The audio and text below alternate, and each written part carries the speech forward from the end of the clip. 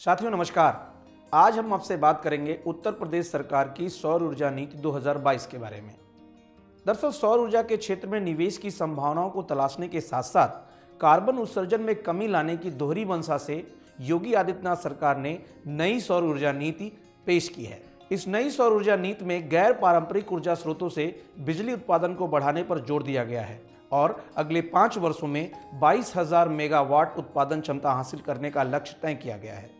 इस लक्ष्य को हासिल करने के लिए राज्य सरकार अगले 5 वर्षों में 7,698 करोड़ रुपए विभिन्न मदों में खर्च करेगी। यह नई सौर ऊर्जा नीति रोजगार सृजन पर आधारित है। 30,000 युवाओं को रोजगार से जोड़ने की बात कही गई है। इन्हें सूर्य मित्र कहा जाएगा। नीति में स्टोरेज सिस्टम के साथ सोलर पार्क की स्थापना करने वाले निवेशकों को प्रोत्साहित करने के लिए कैपिटल सब्सिडी को बढ़ाया गया है। तमाम अन्य नीतियों की तर्ज पर इस नीति में भी स्टाम्प ड्यूटी व इलेक्ट्रिसिटी ड्यूटी में छूट का तोहफा दिया ही गया है। इस नीति में अयोध्या शहर को मॉडल सोलर सिटी के रूप में विकसित करने की भी बात कही गई है। प्रदेश के 16 नगर निगमों तथा नोएडा को भी सोलर सिटी के रूप में विकसित किया जाने की बात की गई है।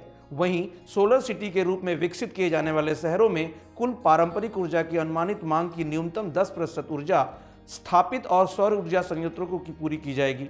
साथ ही सोलर सिटी के रूप में विकसित किए जाने वाले शहरों में कुल पारंपरिक ऊर्जा की अनुमानित मांग की न्यूनतम 10% ऊर्जा स्थापित सौर ऊर्जा संयंत्रों से पूरी की जाएगी।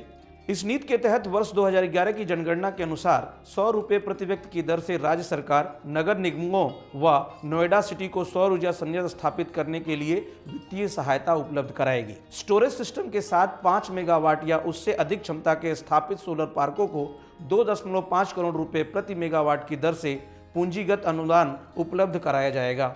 इससे सौर ऊर्जा को स्टोर कर पीक लोड के समय विद्युत आपूर्ति की जा सकेगी।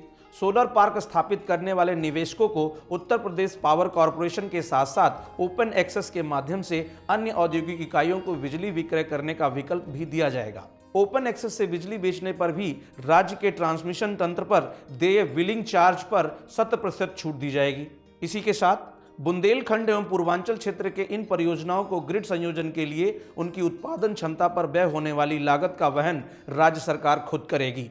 सोलर पार्कों की स्थापना के लिए ग्राम सभा की भूमि अधिकतम 30 वर्षों के लिए लीज पर दी जा सकेगी। सार्वजनिक क्षेत्र में स्थापित होने वाले सोलर पार्कों से 1 रुपये प्रति एकड़ प्रति वर्ष की दर से तथा निजी क्षेत्र में स्थापित होने वाले सोलर पार्कों से 15,000 रुपये प्रति एकड़ प्रति वर्ष की दर से लीज रेंट लिया जाएगा। इस नीति के अनुसार इसी प्रक्रिया में निवेशकों को 100% स्टैंप ड्यूटी में छूट भी दी जाएगी। इलेक्ट्रिसिटी ड्यूटी में भी 10 वर्षों के लिए 100% छूट दी जाएगी। इस नीति के अगर लक्ष्यों की बात करें तो पीएम कुसुम योजना घटक C1 में किसानों को नलकूपों पर सोलर संयंत्र लगाने पर केंद्र सरकार द्वारा 30% अनुदान दिया जाता है। इस योजना को प्रदेश में प्रभावी तरीके से लागू करने के लिए प्रदेश में रहने वाले मुसहर, वनटांगिया तथा अनुसूचित जनजाति के कृषकों को अतिरिक्त 70% और अनुदान दिया जाएगा। जाहिर है अनुदान 100% तक होगा। वहीं अन्य किसानों को केंद्र सरकार से मिलने वाले अनुदान के अतिरिक्त 60% और अनुदान दिया जाएगा।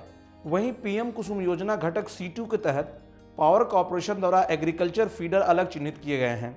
इन फीडरों में सौर ऊर्जा में बदलने के लिए केंद्र सरकार की पीएम कुसुम C2 योजना संचालित की गई है, जिसमें केंद्र सरकार द्वारा 1.05 करोड़ प्रति मेगावाट की दर से अनुदान दिया जाता है। इस योजना को वाणिज्यिक रूप से उपयोगी बनाने के लिए केंद्र सरकार के अनुदान के अतिरिक्त राज्य सरकार द्वारा 50 लाख रुपए प्रति मेगावाट की दर से वायबिलिटी गैप फंडिंग के लिए अतिरिक्त अनुदान की व्यवस्था की जाएगी। कुल मिलाकर यह नई सौर ऊर्जा नीति उत्तर प्रदेश में सौर ऊर्जा के उत्पादन, उसके वितरण और उसके उपभोग के लेकर नई क्रांति लाएगी। सरकार की नीतियों से जुड़ी अन्य खबरों को देखने के लिए हमारे साथ जुड़े रहें और देखते रहें बातें यूपी की।